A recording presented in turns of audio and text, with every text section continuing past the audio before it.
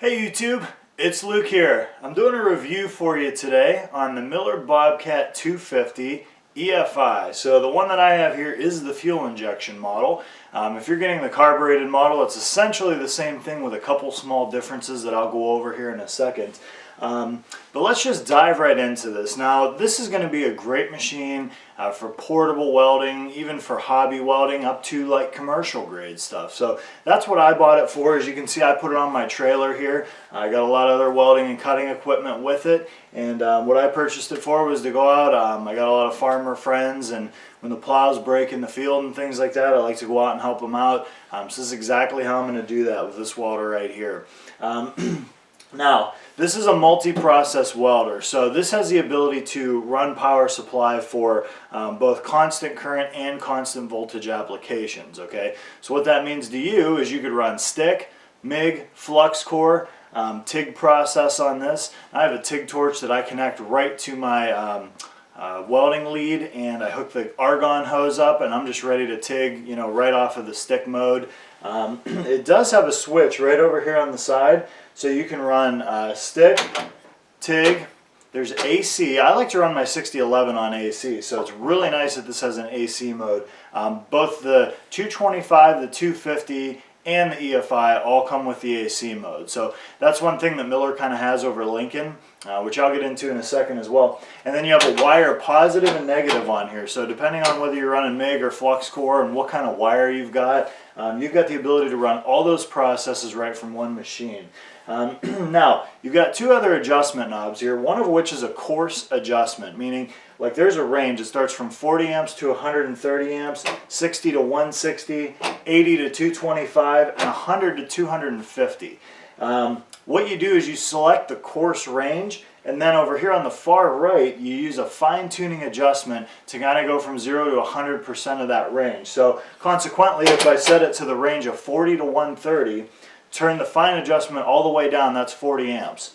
All the way up is 130. You can kind of do some math and get yourself right in between. So if you're used to a machine with a digital readout like I was, this may take a little getting used to, but they make it pretty simple. Miller does a good job. So on the front right here, you actually have some little flaps that open up, and underneath here on both sides are your lugs for connecting your ground and your work, your work and your electrode leads.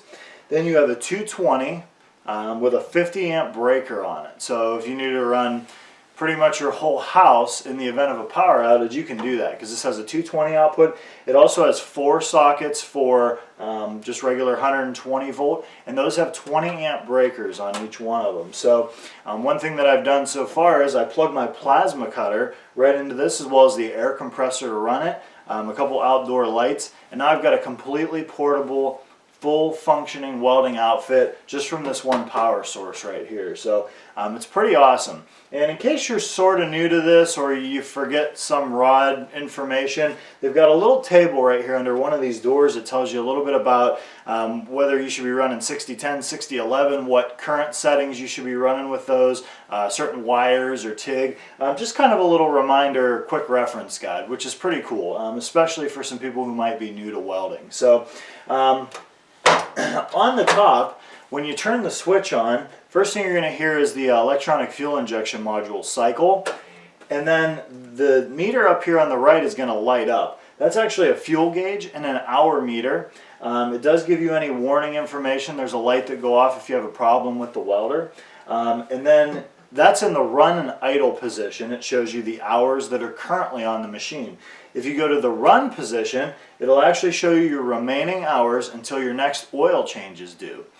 To reset this, all you have to do is toggle back and forth between your idle and run about 3 times, they say, within 5 seconds. That'll reset your oil change meter, so once you change the oil, you can reset it back to 100% and start all over again. So before I talk any more about this, let me do a quick walk around of the welder itself. And giving you some features so you can see it up close. Because one thing when I went to purchase this, I didn't see a lot on YouTube that showed me all the up close video of this welder and all the features that it had on it.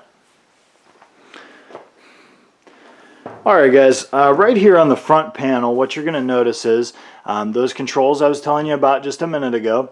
You've got your wire control, to switch between stick, TIG, and AC, and wire positive and negative.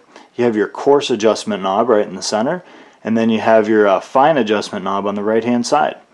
For the fuel injection models, you're going to have the start switch with a run idle and run setting. With the carburetor version, you will actually have a choke knob on here, so you will need to choke it like just a normal engine lawnmower or something like that. I'm going to flip these doors up for you real quick so you can get a closer look at what's underneath them here. Alright, as you can see, you've got both of your welding lugs. You've got 220 with the 50 amp breaker right there. You've got the two 120 sockets there, and you've got that little cheat sheet, if you will. Really nice machine. That's your air intake on the bottom right there. You've got to keep it kind of cool. One thing about this is it does have like an inducted fan, so the air will get sucked into the bottom right there, and it actually gets blown out of the top via those ports where it says hot right there. So it does have a hook on it, so you can pick it up with a tractor like I did. And you've got exhaust is pretty short, but it's actually really quiet. Fuel filler right here, and it's got a fuel meter down below on the side, so you can see from a quarter to a half a tank. And then if you need to see more, man, Miller really overdid themselves with the fit and finish on this. These levers right here, you press them, pop, the door flips right down. Really simple to open. Really well built too. They seem strong, so I don't think they're going to break over time. Now this will give you from 3/4 of a tank to a full tank. They tell you shouldn't fill this all the way up to the top for whatever reason, but this is about your max fill level right there. Should hold about 12 gallons and last you quite a long time. I get some great run times with this thing. So this is sort of what it looks like from the side. Give you a little view of the other side. You know what, before we go, let me just show you.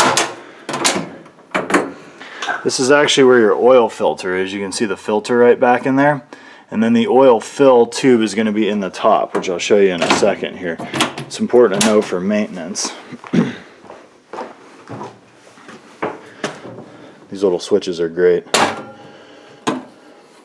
Got your air cleaner right on the top, oil fill, and a quick, easy way to check your oil.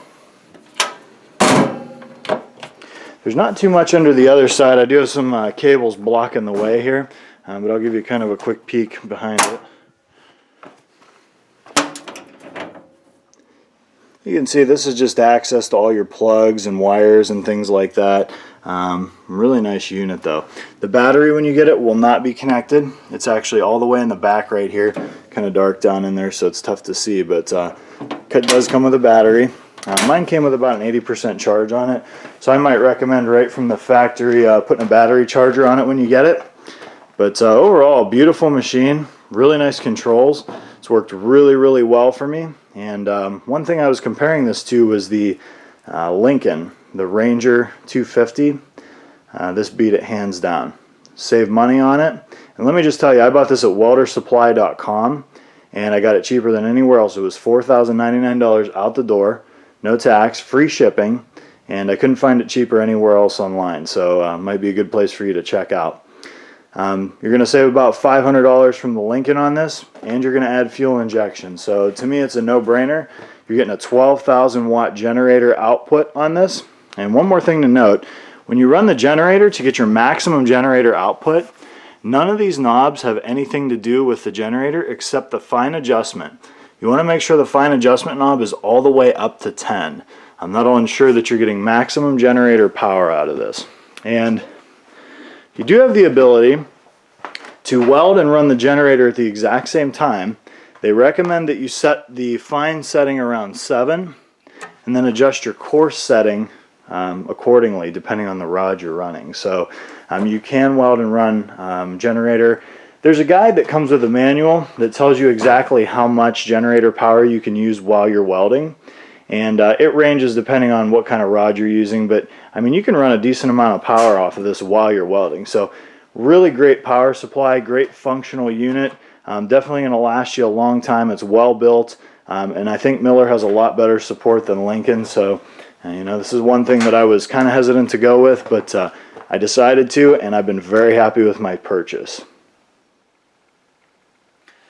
Alright guys, now I want to go over one more big feature with you, and that's the fuel injection system on this. What that does, it makes for super easy starting. It's got an adaptive idle control, so if you're not welding, it idles down. When you start to weld or you start to run generator power, it idles up automatically. You're getting huge fuel savings. You know, Miller claims like 27% fuel savings over a regular carbureted version. But truth be told, it's quiet, it's light, it runs awesome, and it gives plenty of power. So I'm going to fire this up just to show you guys how easy it starts. It's pretty cold out right now, so I'm in my garage. We got about 1.5 feet of snow here in Pennsylvania, or else I'd be doing this outside. So first thing I do is turn this to the run idle position.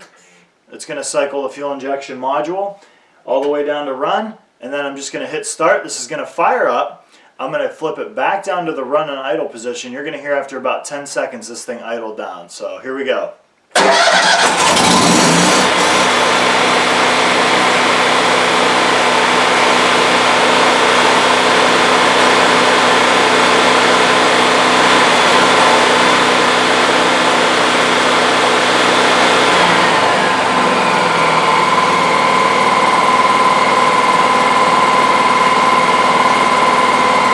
Still got a good amount of noise to it, but it's actually really quiet. It might sound loud in the video, but there's really not much to the noise. You could definitely work around this and be more than comfortable.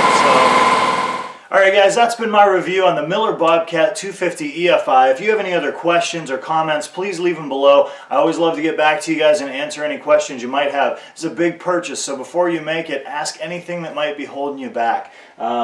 But as always, please subscribe to my channel. I'm going to have a whole section of welding videos coming, both reviews and how-to on all processes, stick, MIG, flux core, and TIG. So stay tuned to my channel, and I'm going to get some great information out there for you guys. Thanks again for watching.